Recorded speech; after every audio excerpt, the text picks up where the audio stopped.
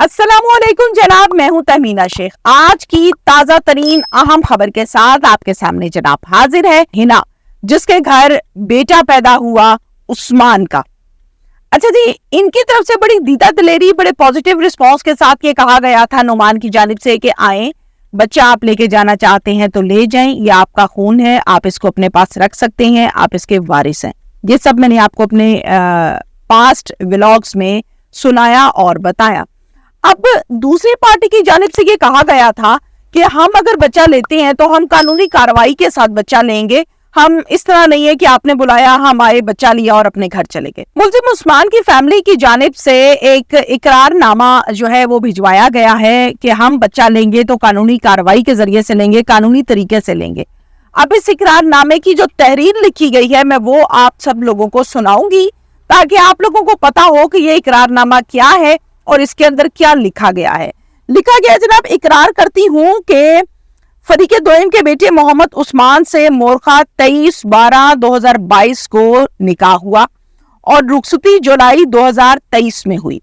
इकरार करती हूं कि मोरखा 22/4/2024 के फरीके दोयम के बेटे मोहम्मद उस्मान से बेटा पैदा हुआ। इकरार करती हूं कि मन मुकर्रा के खामत का मुकदमा नंबर 1223/24 जो कि बजुर्म 302/24 है, मोरखा 29/3/2024 थाना इस्लामपुरा में नामजद होने के बाद फरीके अव्वल और फरीके दोयम के खानदान के दरमियान शदीद इख्तलाफात पैदा हो गए।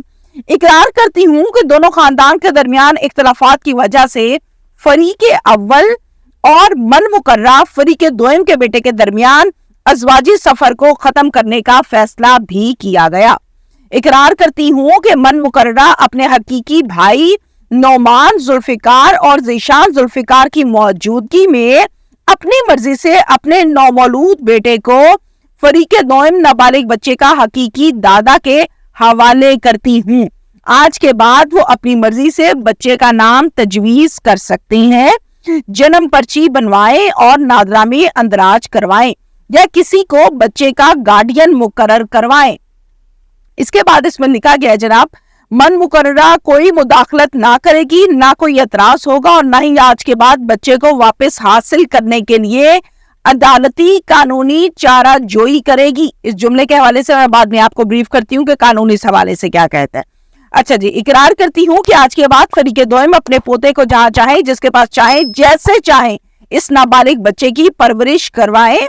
मन मुकर्ररा को इस पर कोई एतराज ना होगा।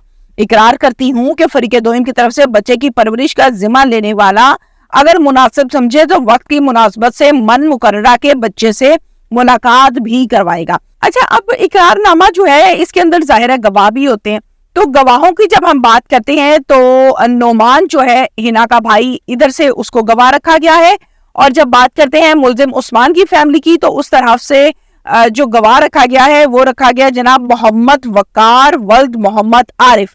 ये मोहम्मद वकार है उस्मान का भाई जिसको गवाह रखा गया। अच्छा, ये तो आ गया जनाब इकरारनामा जो कि भिजवाया गया है हिना को, नौमान की बहन को, कि बच्चा देने से पहले वो इसके ऊपर साइन करे। अब ये भिजवा दिया क्या है, अभी तक इसके ऊपर साइन नहीं हुए हैं।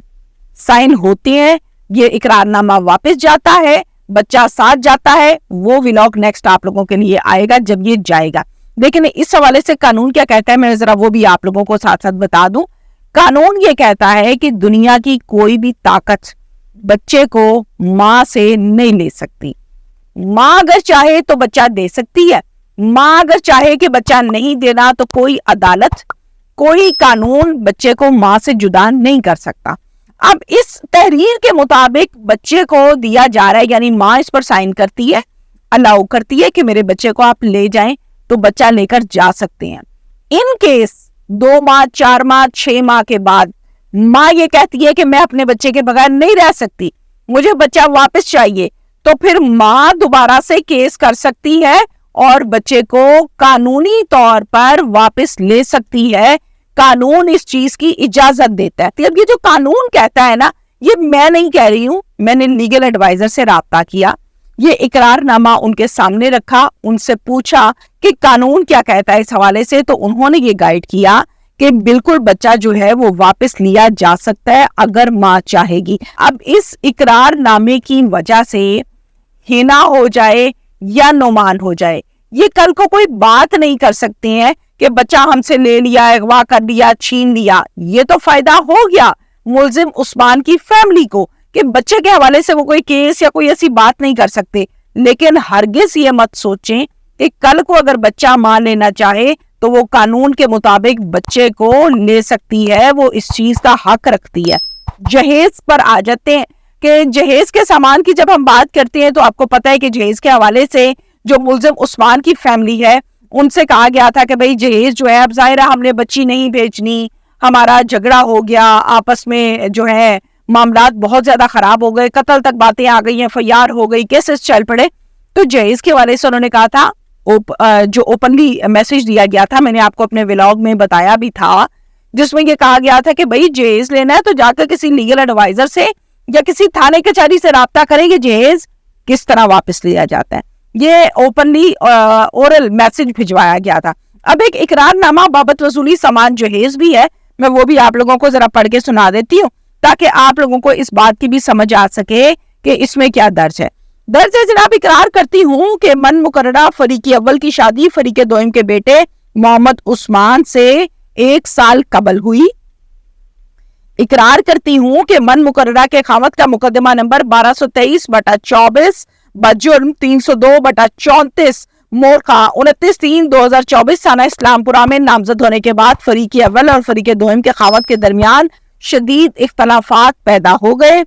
اقرار کرتی ہوں کہ دونوں خاندان کے درمیان اختلافات کی وجہ سے فریق اول من مقررہ اور فریق دوئم کے بیٹے کے درمیان ازواجی سفر کو ختم کرنے کا فیصلہ کر لیا گیا ہے، اور من مقررہ کی طرف سے فریق دوئم سے اپنا سامان جہیز کا واپس لینے جانے کا فیصلہ کیا گیا ہے، جس کے بعد من مقررہ نے اپنے دونوں بھائی جس میں نعمان ذوالفقار اور ذیشان ذوالفقار کی موجودگی میں مکمل سامان جہیز اور دیگر اپنا تمام ضروری سامان فریق دوئم سے وصول پا لیا ہے۔ یہ لکھا گیا ہے اس پورے کے پورے اقرار نامے میں۔ اچھا جی، اقرار کرتی ہوں کہ قبل ازاں من مقررہ کے بطن اور فریق دوئم کے بیٹے محمد عثمان سے 22/4/24 کو پیدا ہونے والا بچہ فریق اول اپنی آزاد مرضی سے بغیر کسی دباؤ کے فریق دوئم کے حوالے کر چکی ہوں، یعنی کہ عثمان کی فیملی کے۔